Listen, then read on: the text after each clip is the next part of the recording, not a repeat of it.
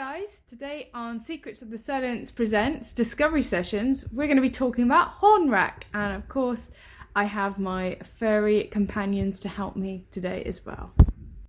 So we're talking about something called hornwrack, which Sheldon is currently investigating for us. This is hornwrack. Now it looks like a seaweed, hence the name hornwrack. It kind of scientists for over 100 years, I believe, thought this was a seaweed, and actually it is not. Now I wonder if I can get a little bit closer for you guys. Can you see these tiny little holes along the edge? The whole structure of this thing is made up of tiny little holes. Can you see how rough it is?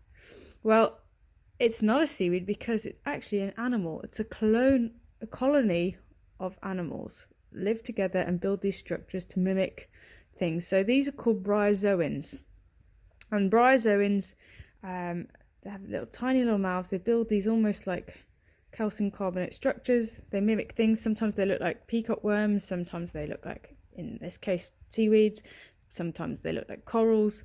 They're pretty awesome. And what they do is, I wonder if I can get a bit closer.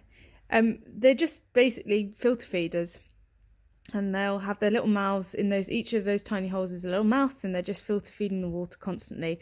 And you'll find them this time of year, really, after these big storms that have come up. Shelley likes that. And they're washed up on the beaches. It's very common thing. Okay, they're quite delicate. But you find them washed up on the beaches. So if you ever find these on the beach, you can dry them out and take them home and put them under a microscope or even a magnifying glass. You can see those tiny holes a bit better.